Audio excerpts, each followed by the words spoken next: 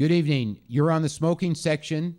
My name is Stephen Helfer, and today I'm very happy to have Plinio DeGoes, who is a candidate for City Council. Plinio, thank you for showing up on the Smoking Section. I appreciate the opportunity to talk about smokers' rights in Cambridge and to reach out to your audience here. Plinio is a member of the Green Rainbow Party, and I met Plinio, a couple of months ago, and he was with our good friend Eli Yardan, who was very helpful and very supportive of Cambridge Citizens for Smokers' Rights in our battles, along with Bill Cunningham, who is also a member of the Green Rainbow Party and is a important member of the Alliance of Cambridge Tenants. Are you, Plinio? You must know Bill pretty well, I would guess. I've met Bill a number of times. He's an expert in issues affecting gentrification and families having to move out of Cambridge. He's written a great book about that. It's available online. You could probably find it if you Google his name. I didn't even know that. Did he put out the book recently? Oh, he put it out a while back, actually. It's been out for a while, and if I could recall the name of it, I'd tell you. Okay, thank you, Plinio. But I mean, I didn't know that, and I'm very happy that Bill has put out a book.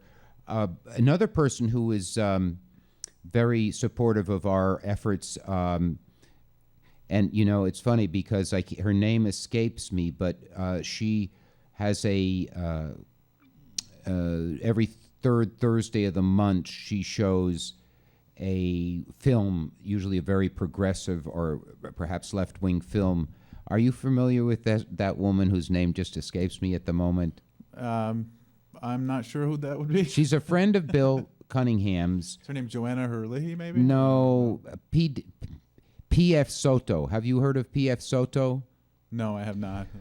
Well, she has completely washed her hands of any kind of political activity. So even though she supported us, she, has washed her hands of voting and all things like that. She's a very interesting woman, and I think Bill is a good friend of hers, and I certainly think you should make her acquaintance, although she is she is just very strong-minded. So that's good, though. That's good. It's good, and she's very passionate, but maybe a little overly passionate. Plinio, we, with the help of Bill Cunningham and Eli Yardan, were able to persuade the City Council in Cambridge not to ban smoking in all of its parks, as Boston did and New York did and many municipalities have. And one of our strongest arguments was that poor people and people with mental disabilities have very high rates of smoking, and we felt that this would be extremely unfair as they have very few opportunities for recreation other than the public parks. I'm wondering, if you were a city council member, what would be your position on this? My position of it, obviously, is one of my main issues that I'm worried about, the stratification in Cambridge, and I think that if we were to exclude people who are smokers, being that the majority or a significant proportion of smokers are people who are homeless or people with mental issues, or in some ways people who are in an economically more precarious situation a lot of times. The statistics bear that out.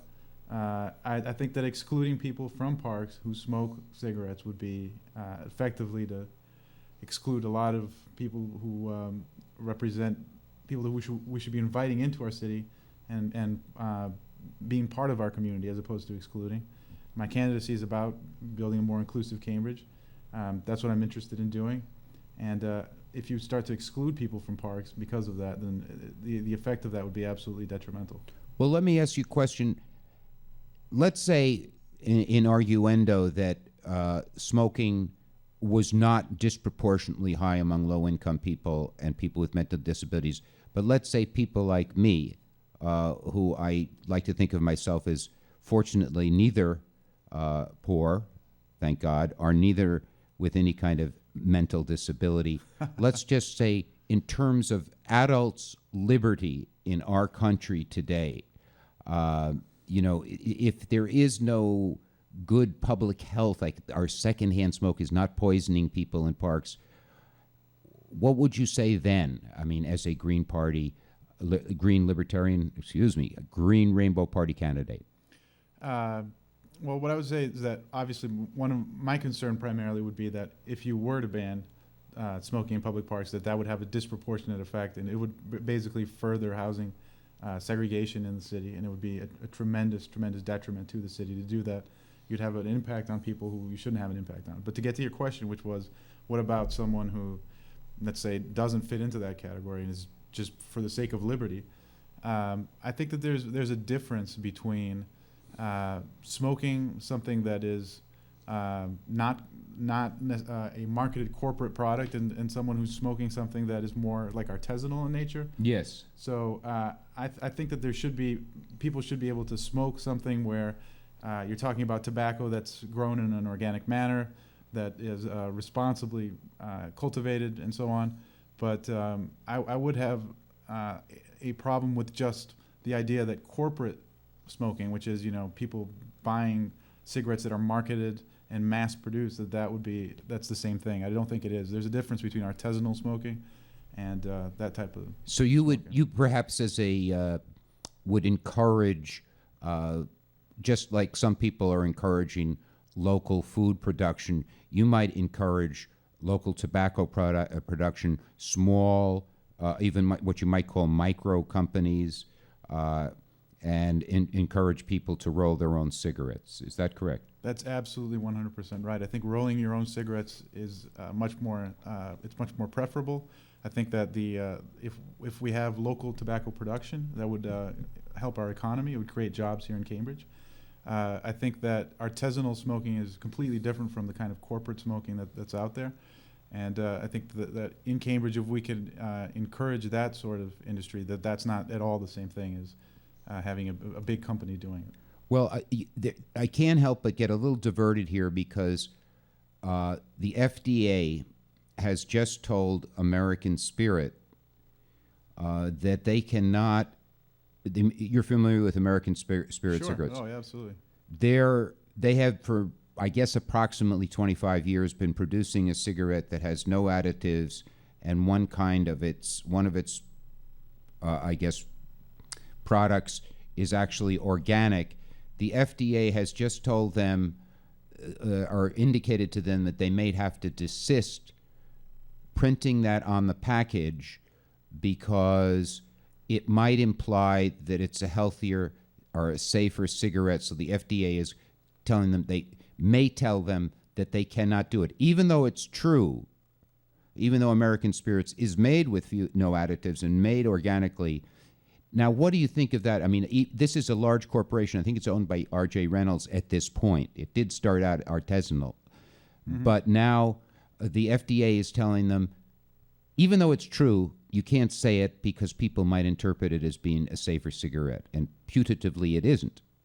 Well, I'm not sure what the specifics are about that case. I can tell you that one of the differences between Green Rainbow people and, let's say, libertarians is that Green Rainbow people, we tend to believe in small business and as opposed to large corporate businesses. We want to encourage small business. So even with American Spirit starting off artisanal, we would support encouraging more artisanal type tobacco growing. But as far as let's say our American Spirit was an artisanal kind of brand, it was a small tobacco company growing tobacco, and they were to print that on the label, I don't think that would be I think that would be, it would be okay for them to distinguish themselves as an artisanal cigarette.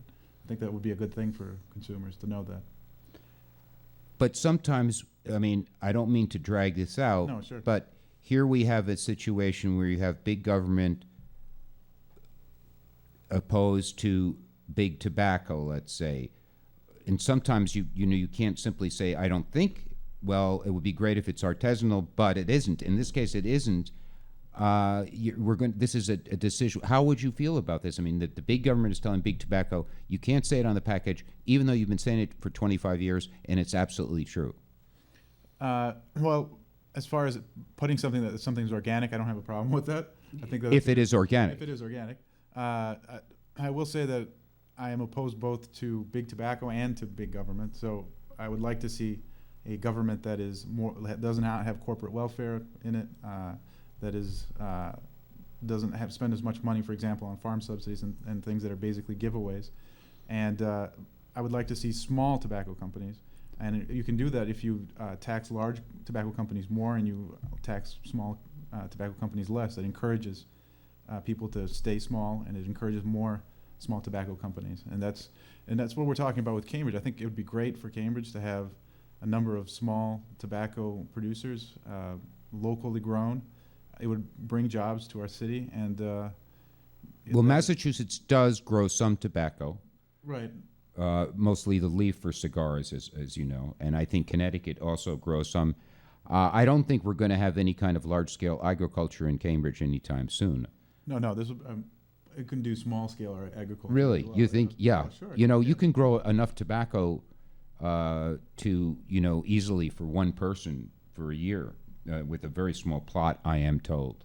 Right, that's right. You know that? I mean, is this the first time you've heard that? Or? That is the first time. Oh, I've really? heard that. Right. No, so it's not totally. I mean, for example, we have some victory gardens in Cambridge and stuff. And well, I mean, tell me, what would you do as a city councilor to encourage, let's say, we have a wonderful tobacco store in Cambridge. I think you're familiar with it, Levitt and Pierce. Yeah, it's right in Harvard Square, sure. Yeah. And Paul McDonald runs it, and a huge percentage of his tobacco sales is in Roll Your Own, where people come in and he has tobacco.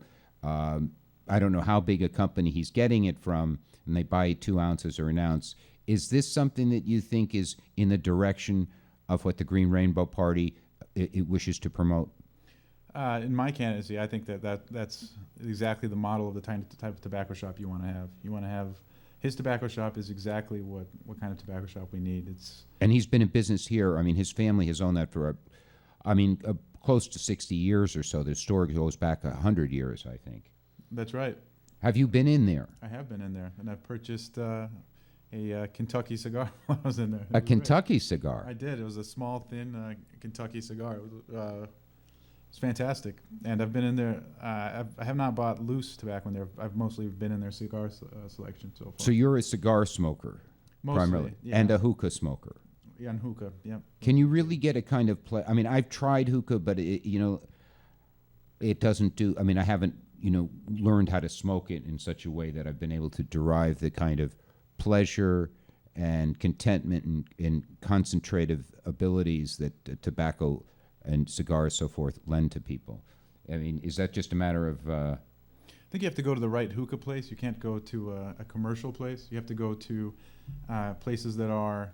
And we were talking earlier about this. There's Tangerinos in Charleston, and there's the Nile Lounge and so on. These are places where you can go, and they actually have flavored, different flavors you can pick from a menu. Yes. And you can try out the different flavors. And I mean, I used to go there with my wife. One of our favorite ones was they used to have a watermelon flavor that was unique there. Do you know Sammy Herbawi? No, I don't. He runs the coffee house in just behind in Central Square. It's a I can't remember the name of it. I'm sorry, my consciousness is not great. Do you know the coffee house I'm talking about? Right between Magazine and River Street, behind the church there. He serves. He has hookah, and he has a man who does the hookah for him. He charges a bit. I mean, it's I think $25. Oh, that's pretty standard. Yeah. Is that right? That's a lot of money. That's a lot of. Okay, let me push back a little with you. For example, and this is something I think the Green Rainbow Party. I'm sorry to keep repeating it, but you want to invite poor people into the city of Cambridge, and you want to make it hospitable for them. That would, I mean, most cities need to have a tax base, and they can only provide certain amount of services. I mean, if you have too many poor people in a city, the city can fall apart. I mean, that's a narrative that is there. I don't know. Can you respond to that? I mean, you must have to feel that, I would think. Oh, all the time. Okay, okay. And there is a difference between cities that have a broad tax base and that have a population that essentially is going to be here regardless, and cities where people will pick up and leave. We have 2 universities that are world class in our city. People in Cambridge who own homes here are not going to pick up and leave because we bring more low-income housing into our city. Oh, I see, low-income housing. But if you bring more in low-income housing, more low-income people will come here. Oh, absolutely. But we are lucky that we have one of the cities that has one of the highest concentration of millionaires in the country. Oh, is that right? We do. So it's not as if our tax base is too vulnerable for us to be able to do a little bit better. I think that in many ways, if we did bring low-income housing, it would decrease prices for housing around low income, and it would address the increase in housing prices to some degree. It would also keep the middle class here as well, because you would have an effect where places that are people are being priced out of places, you'd have some control over inflation of what housing prices would be. So you don't see that as a danger? I mean, because I just don't know. It's something that I think cities worry about. They worry about their tax base. They worry about keeping their stores simply to pay the taxes, so that the services can be there. The streets can be, they can pay for the police, fire, sanitation, etc. And these are things that worry people, and they worry if you have too many poor people, we're not going to be able to get the taxes. Well, it's definitely a narrative for cities where the tax base is very narrow. For us in Cambridge, we're lucky that we actually have a very broad tax base, and our tax rate is unusually low. Even our property tax rate, if you compare our property tax rate in Cambridge to Boston, we're significantly lower. Our property tax per $1,000 of worth is, I think it's seven something, and in Boston it's upwards of 12 there. So we should be thankful in Cambridge, at least as far as our property tax. Well, I think we have a lot of reasons to be thankful in Cambridge, period. Oh, we live in a beautiful city. We live in an amazing community. And we're lucky that unlike, let's say, Springfield or Worcester, we have a good enough tax base that we can enjoy good city services, and that our streets are not falling apart, and all of these things. But speaking of taxes, Barack Obama is always talking about everyone paying their fair share, yet one of the first things he did as president was raise the taxes on roll-your-own tobacco from $1.08 a pound to $25.78 a pound, which was probably the biggest tax increase, I would guess, in the history of the United States, not just on tobacco, on anything. Now, part of that, in fairness, is that when people buy tobacco, they don't usually buy a pound, they buy an ounce. So basically what it meant was that their cost doubled. But in Massachusetts, I tend to talk too much, I'm sorry, but in Massachusetts, the taxes on a commercial package of cigarettes are $5.50. There's no consumer product anywhere in this country, including on alcohol, where taxes are anywhere near that. This is unfair. How would you, as a city councilor, obviously you don't make the taxes on tobacco, but as no, I do not. There would not be an issue. That but just as a thinking person, how do you, is this a good way to? These are very popular taxes because 80% of the population don't pay them. No, that's right. As far as the president raising taxes on different things, I think that if you look at the effective tax rate of someone like, let's say, a Warren Buffett or even our former governor, Mitt Romney, it's the taxes on the wealthiest billionaires is around, the effective tax rate's around between 14 and 17% is pretty much the effective tax rate for someone who's in that income bracket. It drops way down. They move most of their money into capital investments. They pay no taxes because of that. So because the president doesn't have the political capital, as opposed to actually confronting that and saying, this is what has to be done, he's searching for little taxes here and there, and he taxes hand-rolled tobacco. He taxed tanning booths, and that because he hasn't been able to generate, and he hasn't really, quite frankly, tried that hard Yes. to generate the political capital to actually take on the billionaire class. But you know, I kind of I'm very unhappy with the population. Let's say in Massachusetts, the 80% of the population who is content to allow the state to prey upon us smokers, taxing us $5.50 a package of cigarettes. That's tax. That's not what the cigarettes cost. That's just tax on conventional cigarettes. The tax on a six-pack of beer or the tax on a fifth of whiskey is 50 cents. You know, so, I mean, what does that say about the population here in Massachusetts, that they will allow the government to do that? Not only allow them, but that they even, these taxes are popular. Yeah, prey on the smokers, gouge the smokers. What does that say about human nature? What does it say about human nature? Yes, you know. Well, what it says about the city of Massachusetts generally is that we, even in Massachusetts, haven't been able to have the political capital to actually have taxes that actually primarily affect wealthier people. So we tend to do these taxes that fall mostly upon, as you said, people who are mentally ill, poor, and so on. We do have a number of billionaires here in this state. They also pay an effective tax rate of 14 to 17%. What it says about all of us is we're willing to tax people who we want to label outcasts, whether people who are smokers or what have you. Us smokers, yeah. And we're not willing to actually do the hard work of saying there are folks who made their billions here in America. They invested here. They made money here. Sometimes they haven't made their money here, but they benefited from their social institutions, from yes, schools that's and so a on. good argument. Yeah, and they're not paying their fair share, and we're unwilling to actually take that issue on. So we have to do all these other taxes because we don't really want to address the primary tax issue. but to stay on this issue, one more question: the stated purpose of the tobacco tax is to keep children from smoking. All of these things are to keep children. Usually, it's they're just doing this to curtail the freedom of adults, but they use that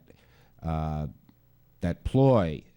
So even if you did tax the billionaires, they'd still like to say, well, we want to tax tobacco to discourage children from smoking. Well, and they can say that. The reality, though, is that even if you look at something like traffic tickets, they talk about giving traffic tickets constantly. Yes, right. Right, but the data is showing that they're over-ticketing people now, and they're giving people multiple tickets for small offenses, as opposed to just the one ticket that they used to give.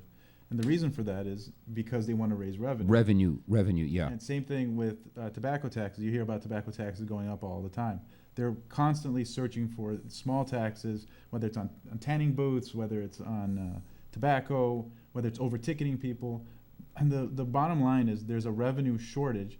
There's a revenue shortage in, sorry about that. There's a revenue shortage in this country and in this state because we as a community do not have the will to tax those people who have made a lot of money here and are unwilling to pay their fair share. And Barack Obama is right in saying that. He's wrong in his weakness in failing to actually follow through in a real way. So you're not an Obama hater? I think President Obama has not followed through with a lot of the things he said he was going to do. I think there's a lot of us on the Green side who have been disappointed in him, and people, even with someone like Bernie Sanders, who's quite frankly closer to our political viewpoint than President Obama, a lot of people are reluctant to support him because of the Green Party? In the Green Party, because of the fact that people feel that it'll just be Obama all over again. Really? Yeah. Bernie Sanders? Yeah, people, Obama came in with a lot of great rhetoric, and he said he was going to change things, and ultimately it's politics as usual. And the reflection of his failure is the fact that there are primarily outsider candidates in this election. I mean, look at the Trump and Bernie Sanders. That's a reflection on his failure to actually lead and solve You mean problems. because if he had led the way he had at least promised to lead, his successor would be someone who would be a progressive and in his own party, kind of? Oh, that's right. I mean, Is that what you mean by saying that Bernie Sanders and Trump? You mean that people are mad? Is that it? Is that what you mean? What? How do you? What I mean is that President Obama basically came in on a mandate that he was going to address the disparities in our society and in our country that are growing every year, record levels of income inequality, which impact demand. And there's been a drop in demand, which is part of the reason we have crisis like 2007, 2008 because of income inequality. The highest level of income inequality before 2007 was 1929, the year before the Great Depression. President Obama, he came to office with a promise that he was going to address that. He found opposition as soon as he got there. The way he reacted to that opposition was to try to work with it as opposed to going to the streets and mobilizing people to try to create a movement. And his failure in doing that has led to an electorate that's so angry that they're willing to support alternatives that they previously wouldn't have supported. Well, we have a minute left, and you are running for city council president. City council. Not president. Well, no, it's mayor. Yes, Mayor, right. yeah. Well, you could be mayor, but okay. Can you use the rest of the time to just? You've explained. The fact that you smoke is very, very encouraging to me because I think if more of our politicians smoked, they would be calmer and more willing to make concessions. But could you tell us why the city of Cambridge should vote for you? Well, I mean, I am a smoker. I do believe that there's a role for artisanal tobacco, and I'm an enthusiast for artisanal tobacco. I think the primary reason that people should vote for me at this point in time is because of the fact that I'm able to keep Cambridge a unique place that